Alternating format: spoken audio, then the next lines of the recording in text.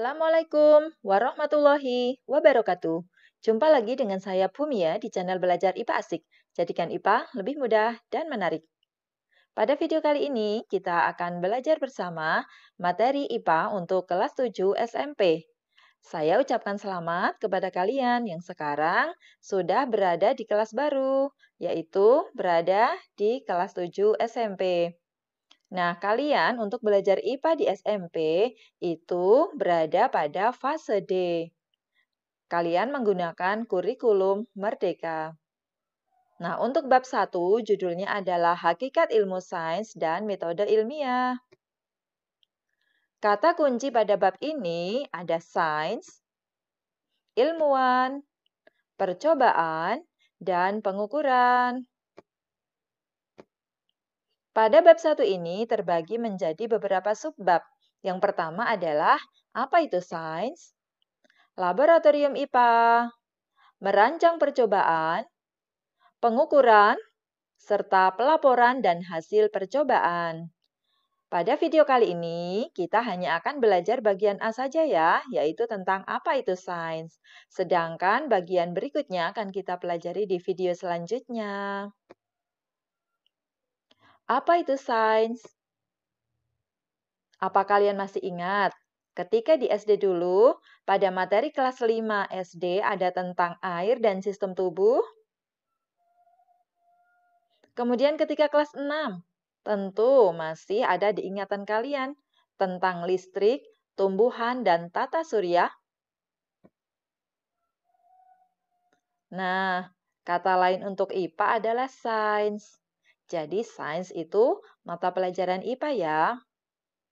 Jika kalian melihat betapa luasnya topik-topik yang kita pelajari itu, maka kalian pasti menyadari bahwa sains itu ada di mana-mana, dari diri kita sendiri sampai segala sesuatu yang ada di lingkungan kita. Karena sangat luas, maka sains dibagi menjadi beberapa cabang-cabang. Cabang yang pertama adalah biologi. Biologi adalah ilmu tentang makhluk hidup. Biologi masih dibagi lagi menjadi beberapa cabang. Ada zoologi, adalah ilmu tentang binatang. Botani, ilmu tentang tumbuhan. Entomologi, ilmu tentang serangga. Mikrobiologi, ilmu tentang makhluk hidup yang sangat kecil dan hanya bisa terlihat dengan mikroskop. Selanjutnya adalah cabang ilmu sains fisika. Fisika adalah ilmu tentang gejala dan fenomena alam dan sifat benda-benda di sekitar kita, termasuk tentang perpindahan dan energi. Fisika dibagi menjadi beberapa cabang. Ada mekanika, yaitu ilmu tentang gerak benda. Elektronika, ilmu tentang arus listrik dan magnet. Optik geometris tentang alat-alat optik, dan masih ada beberapa cabang yang lain. Kalian bisa mempelajari nanti ya. Selanjutnya adalah cabang kimia.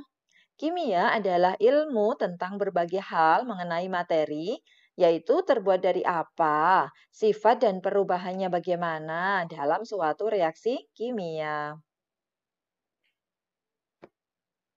Cabang kimia. Ada farmasi, yaitu ilmu tentang obat-obatan. Ada radiokimia, tentang zat-zat radioaktif. Mungkin kalian bisa biasa dengar salah satu contohnya adalah bom, ya, radioaktif. Kemudian mempelajari juga tentang kimia organik, tentang bahan kimia yang ada pada makhluk hidup, dan kimia anorganik tentang bahan kimia dalam benda-benda. Cabang sains selanjutnya ada geologi, adalah ilmu mengenai bumi dan perubahannya. Geologi masih ada beberapa cabang. Ada vulkanologi, yaitu ilmu tentang gunung berapi. Selanjutnya, seismologi, yaitu ilmu tentang gempa bumi. Ini gambar seismogram ya, alat untuk mengukur besarnya kekuatan gempa. Ada paleontologi, yaitu ilmu tentang fosil yang dapat membantu kita mengetahui tempat dan kebudayaan zaman kuno. Kemudian, cabang ilmu sains selanjutnya ada astronomi, adalah ilmu tentang planet, bintang, dan alam semesta. Semua benda langit dipelajari di astronomi, termasuk matahari, terjadinya gerhana, komet, dan asteroid. Cabang ilmu sains berikutnya ada ekologi. Ekologi adalah ilmu tentang interaksi atau hubungan timbal balik antara makhluk hidup dengan lingkungan di sekitarnya. Bidang ilmu ini membahas tentang berbagai masalah lingkungan, seperti polusi udara, tanah, dan air, serta efek perubahan iklim dan kepunahan hewan tertentu. Jadi, apakah sains? Ya, sains adalah ilmu pengetahuan sistematis tentang alam dan dunia fisik. Ini seperti yang terdapat pada Kamus Besar Bahasa Indonesia. Sains digunakan dalam berbagai bidang pekerjaan, seperti dokter dan perawat, arsitek, ahli komputer, pilot, insinyur, polisi, ahli pangan dan nutrisi, serta berbagai profesi lainnya. Orang yang khusus melakukan penelitian bagi pengembangan ilmu sains disebut dengan ilmuwan sains. Apa kalian kenal beliau? Tak asing lagi ya, siapa namanya? Ya, Albert Einstein. Banyak sekali penemuan beliau di bidang ilmu sains. Kalau ini? Ya, ini adalah beliau Bapak B.J. Habibie, ilmuwan sains dari Indonesia. Nah, sekarang coba kalian cari informasi tentang penemuan dari ilmuwan sains di dunia dan juga penemuan oleh ahli sains Indonesia. Semangat belajar, semoga kalian nanti juga bisa menjadi ilmuwan-ilmuwan sains seperti beliau-beliau ini. Nah, untuk video selanjutnya nanti kita akan mempelajari tentang laboratorium IPA, merancang percobaan, pengukuran, dan pelaporan hasil percobaan. Baik, ini aja yang kita pelajari pada video kali ini. Semangat belajar, semoga bermanfaat. Jangan lupa dukung channel ini dengan klik tombol like, share, dan subscribe. Terima kasih.